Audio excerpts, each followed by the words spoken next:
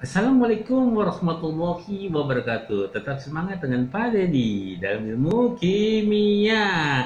Tetap semangat ya. Kali ini Pak Deddy akan coba membahas masalah asam basa menurut Bronsted, Lowry, dan Lewis. Seperti kita ketahui bahwa kita sudah pernah membahas masalah asam basa menurut Arrhenius. Bagaimana asam basa menurut Bronsted, Lowry? Asam menurut Bronsted, Lowry ini adalah zat yang dapat memberikan ion H+.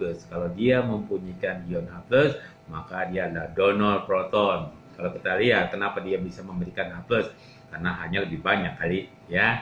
Satu zat baik yang bermuatan positif, negatif maupun netral asalkan minimal mempunyai satu atom H, karena ini minimal punya satu atom H.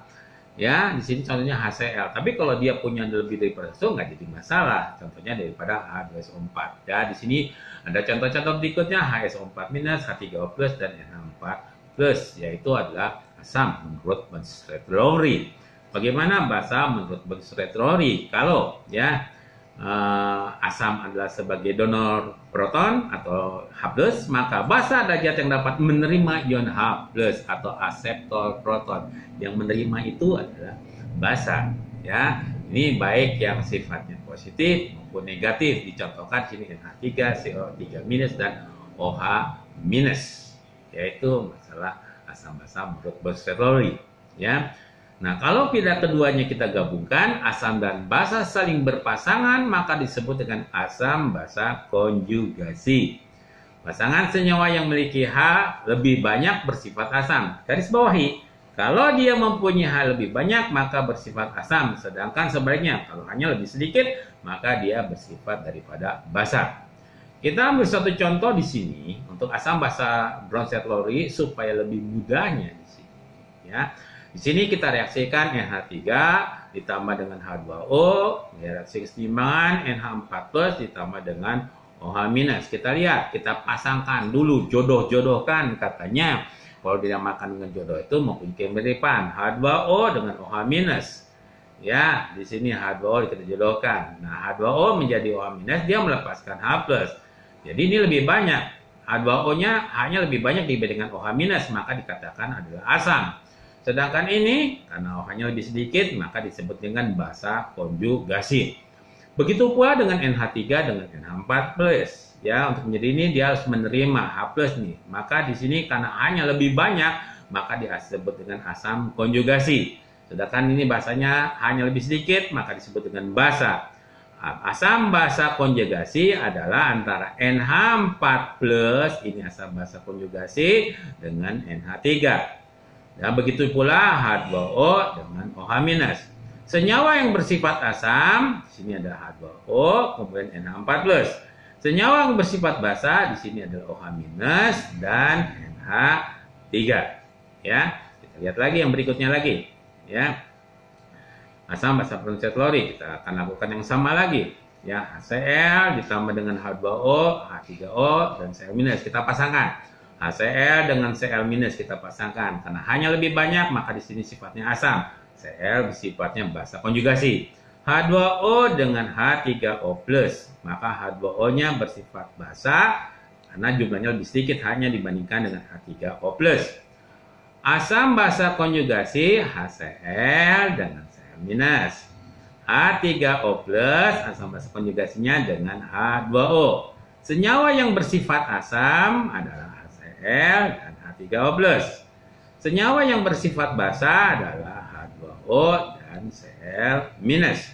Senyawa H2O yang bersifat asam dalam contoh 1. Dalam contoh 1 H2O-nya bersifat asam, tetapi dalam contoh 2 ya ini bersifat basa. Maka tergantung lawan reaksi amphoretiknya.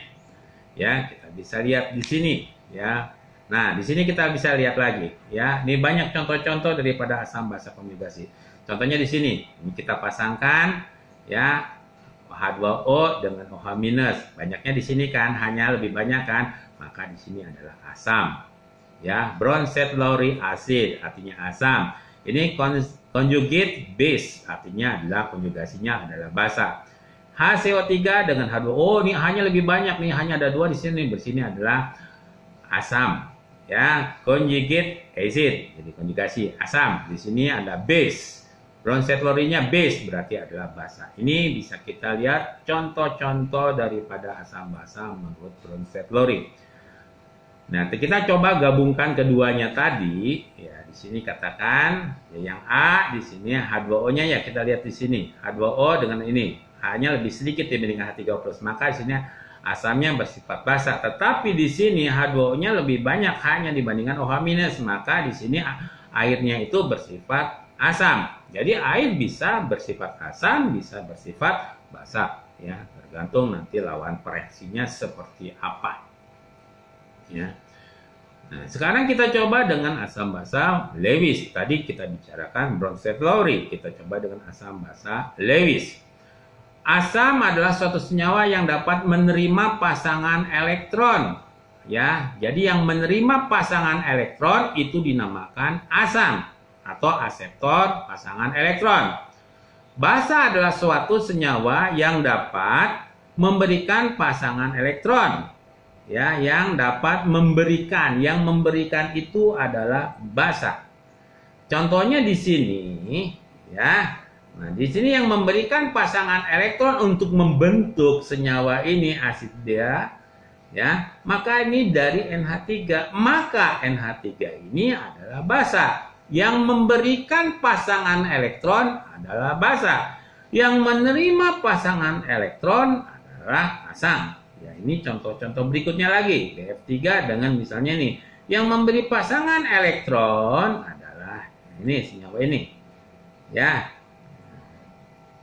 Yang menerimanya ini, ya, dimethyl ether. Ini yang memberi pasangan elektronnya adalah dimethyl ether. Maka ini sifatnya adalah yang memberikan adalah sifatnya adalah basa. Yang menerima adalah asam. Ya. Ya, masih asam basa di sini ya. Kita kesimpulannya di sini adalah ada arrhenius ya berdasarkan H+ dan OH- ini untuk asam dan basanya OH-.